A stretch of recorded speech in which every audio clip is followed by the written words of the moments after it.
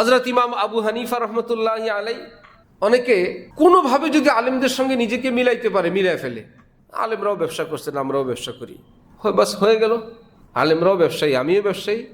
হযরত ইমাম আবু হানিফা ব্যবসায়ী ছিলেন, কুফার সর্বশ্রেষ্ঠ কাপড় ব্যবসায়ী। এক ব্যক্তি আসছেন,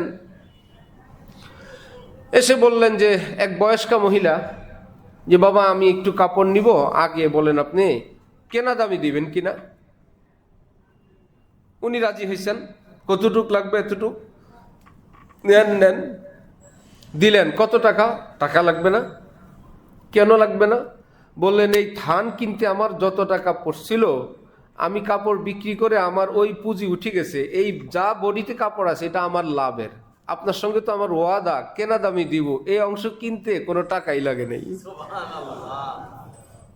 এই অংশটা কিনতে মা আমার কোনো টাকা লাগে নাই, যেহেতু ওয়াদা এটা আপনি ফ্রি। কোন আলেমের মতন ব্যবসায়ী হন।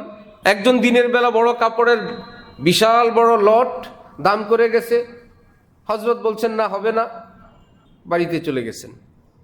চলে গিয়ে একা একা ভাবছেন এই দামে তাকে দিয়ে দিব ওই বেচারাকে।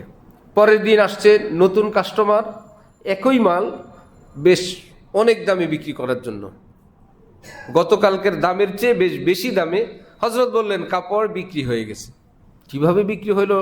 একদম সকাল সকাল আপনি আসছেন, আমি ফার্স্ট কাস্টমার, মোবাইল নাই, ইন্টারনেট নাই, ফেসবুক নাই, সেই যুগে তো কিছুই নেই, সুতরাং ওই মাধ্যমের কোনো যোগাযোগ নেই।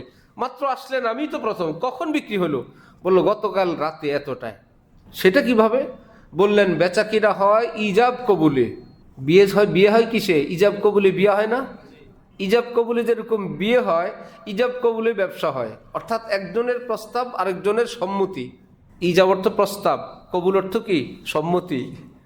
অনেক সময় অনেকে রাগের চোটের মালের দাম একটা বলে বসে, অর্থাৎ এই কাস্টমারকে ফেরত দিবে। নিবি 4200 টাকা কার্টন, আচ্ছা নিলাম।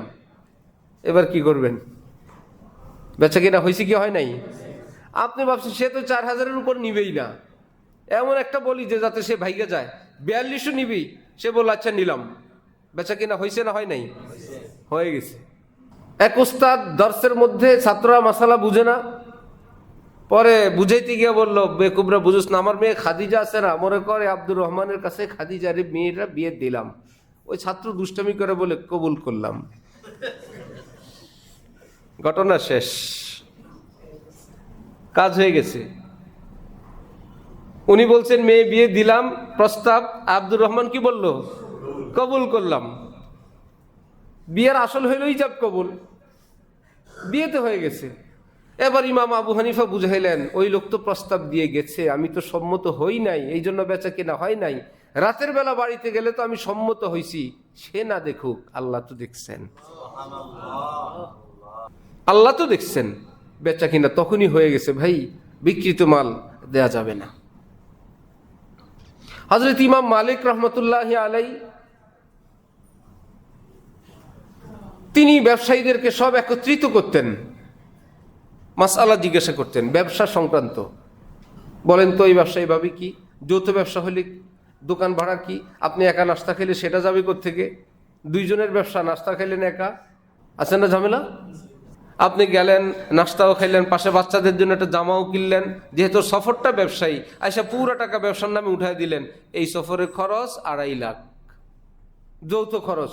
অথচ যৌথ খরচের মধ্যে একজনের ব্যক্তিগত খরচও আছে, হোক্কা খাওয়ার টাকা আছে।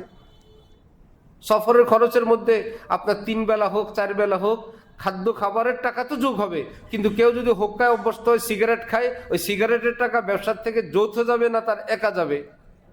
আইসা তো দিয়ে দিল পুরা সফরে এত, পরে জানা গেল বউর জন্য 3 পিসও আছে, বাচ্চাদের জন্য জামাও আছে, ওখানে একটা বোতলও আছে, দুজনের পয়সা, ইত্যাদি ইত্যাদি।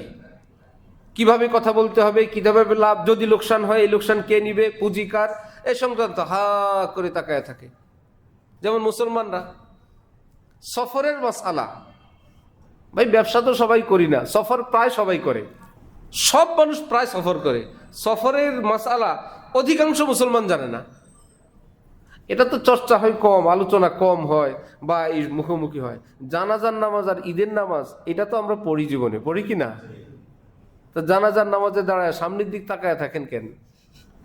যে ওই বেটা হাত উঠাই কিনা। যদি একবার ভুলে উঠায়, পিছনে সব উঠান শুরু হয়েছে। সে যাকে ফলো করছিল ওই বেটা উঠেছে ভুলে, আর পিছনেওয়ালা তো আর ভুল শুদ্ধ জানে না, সে তো অপেক্ষা আছে, এত মনে নাই, মাথা তো চক্কর দিল, নামাজে দাঁড়ায় গেছে, এখন অপেক্ষা আছে সামনে যা করে তাই করবে। সামনেওয়ালা উঠেছে কি সহি না ভুল, এবার পিছনেওয়ালাও ভুল। ভুলের মুসল্লি বহুত, কিন্তু মুসল্লিরা কি ভুল মনে করে অনুসরণ করছিল না সঠিক?